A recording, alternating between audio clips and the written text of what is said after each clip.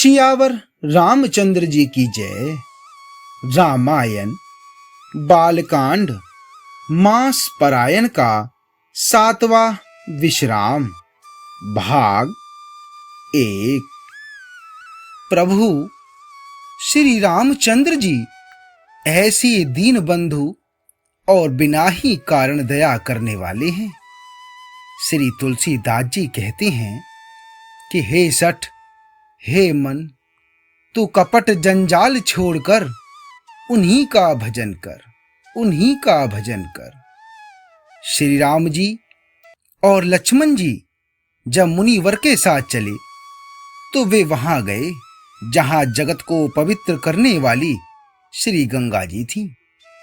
महाराज गांधी के पुत्र ऋषि विश्वामित्र जी ने वह सब कथा कह सुनाई जिस प्रकार देव नदी गंगा जी पृथ्वी पर आई थी। तब प्रभु ऋषन समेत नहाए, विविध दान मही देव नहीं पाए। हर्षि चले मुनि वृंद सहाया, बेग विदेह नगर नि अराया। अर्थात तब प्रभु ने ऋषियों सहित गंगा जी में स्नान किया। ब्राह्मणों ने भांति भांति के दान पाए। फिर मुनि वृंद के साथ वे प्रसन्न होकर चले और शीघ्र ही जनकपुर के निकट पहुंच गए। श्री राम जी ने जब जनकपुरी शोभा देखी तब वे छोटे भाई लक्ष्मण सहित अत्यंत हर्षित हुए। वहां अनेकों बावलियां, कुएं, नदी और तालाब हैं जिनमें अमृत के समान जल है और मणियों की सीढ़ियां बनी हुई हैं। मकरंद रस से मतवाले होकर भौरे सुंदर गुंजार कर रहे हैं। रंग बिरंगे बहुत से पक्षी मधुर शब्द कर रहे हैं। रंग रंग के कमल खिले हैं सदा। सब ऋतुओं में सुख देने वाला शीतल मंद सुगंध पवन बह रहा है। सुमन बाटिका बाग बन, विपुल विहंग निवास। फूलत फलत सुपल्लवत, सोहत पुर चहुपास। अर्थात पुष्पवाटिका अर्थात फुलवारी, बाग और वन जिनमें बहुत से पक्षियों का निवास है। फूलते फलते और सुंदर पत्तों से लदे हुए नगर के चारों ओर सुशोभित हैं। नगर की सुंदरता का वर्णन करते नहीं बनता। मन जहां जाता है वहीं लुभा जाता है। सुंदर बाजार हैं, मणियों से बने हुए विचित्र छज्जे हैं, मानो श्री ब्रह्मा ने उन्हें अपने हाथों से बनाया है।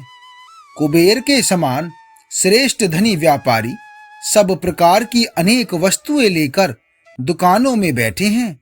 सुंदर चौराहे और सुहावनी गलियां सदा सुगंध से सिंची रहती हैं। सबके घर मंगलमय हैं और उन पर चित्र खड़े हुए हैं जिन्हें मानो कामदेव रूपी चित्रकार ने अंकित किया हो। नगर के सभी स्त्री पुरुष सुंदर, पवित्र, साधु स्वभाव वाले, धर्मात्मा, ज्ञानी और गुणवान हैं। जहां जनक जी का अत्यंत अनुपम सुंदर निवास स्थान महल है, वहां के विलास ऐश्वर्य को देखकर देवता भी थकित अर्थात स्तंभित हो जाते हैं। मनुष्यों की तो बात ही क्या है। कोट राजमहल के परकोटे को देखकर चित्त चकित हो जाता है। ऐसा मालूम होता है मानो उसने समस्त लोकों की शोभा को रोक अर्थात घेर रखा है। उज्जवल महलों में अनेक प्रकार के सुंदर रीति से बने हुए मणि जड़ित सोने की जरी के पर्दे लगे हैं।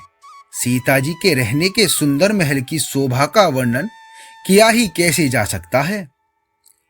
राजमहल के सब दरवाजे सुंदर हैं जिनमें वज्र के मजबूत अथवा हीरो के चमकते हुए किवाड़ लगे हुए हैं। वहां मातहत राजाओं, नटों, मागधों और भाटों की भीड़ लगी रहती है। घोड़ों और हाथियों के लिए बहुत बड़ी बड़ी घुड़सालें और गजशालाएं बनी हुई हैं, जो सब समय घोड़े, हाथी और रथों से भरी रहती हैं। बहुत से सूरवीर, मंत्री और सेनापति हैं। उन सब के घर भी राजमहल सरीके के ही हैं। नगर के बाहर तालाब और नदी के निकट जहां तहां बहुत से राजलोग उतरे हुए अर्थात डेरा डाले हुए हैं।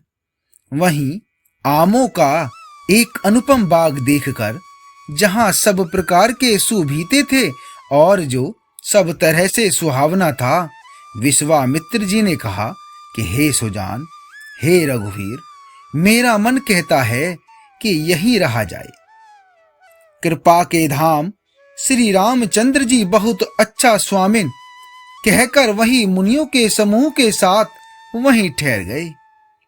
मिथिलापति जनक जी ने जब यह समाचार पाया कि महामुनि विश्वामित्र जी आए हैं, तब उन्होंने पवित्र हृदय के ईमानदार स्वामी भक्त मंत्री बहुत से योद्धा, श्रेष्ठ ब्राह्मण, गुरु सतानंद जी और अपनी जाति के श्रेष्ठ लोगों को साथ लिया और इस प्रकार प्रसन्नता के साथ राजा मुनियों के स्वामी विश्वामित्र जी से मिलने चले। कीन प्रणाम चरण धरि माथा, दीनहि अशेष मुदित मुनि नाथा।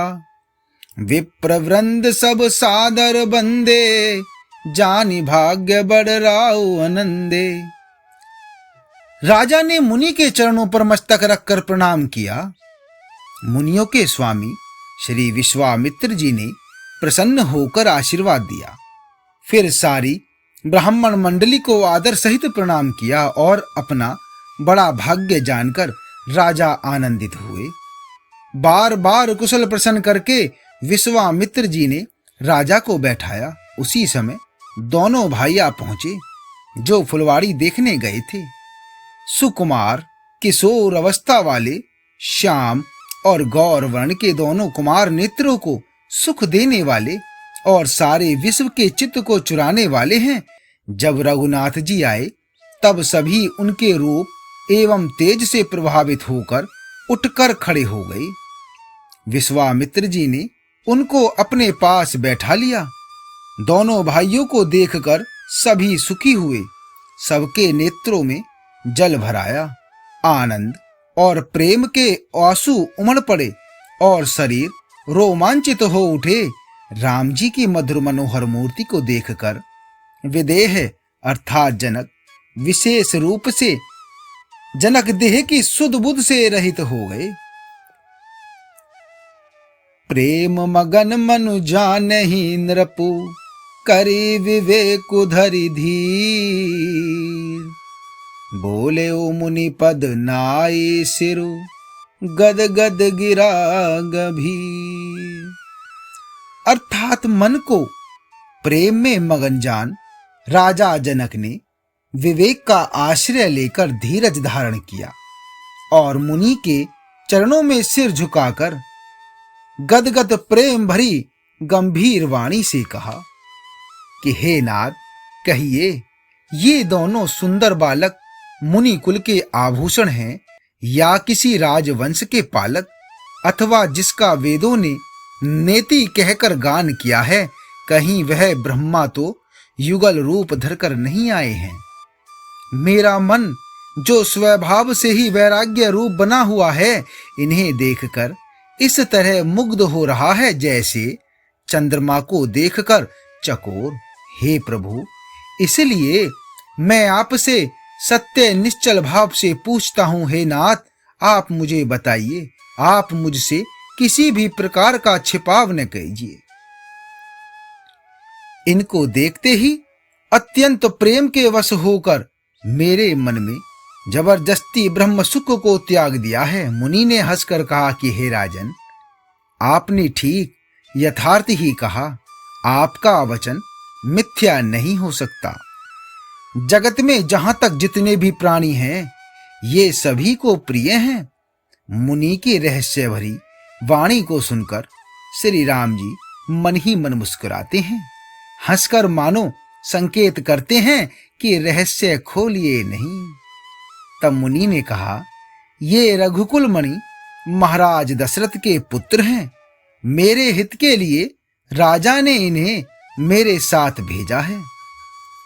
ये राम और लक्ष्मण दोनों श्रेष्ठ भाई रूप, शील और बल के धाम हैं। सारा जगत इस बात का साक्षी है कि इन्होंने युद्ध में असुरों को जीतकर मेरे यज्ञ की रक्षा की है। आगे का भाग 2 में। जय श्री राम।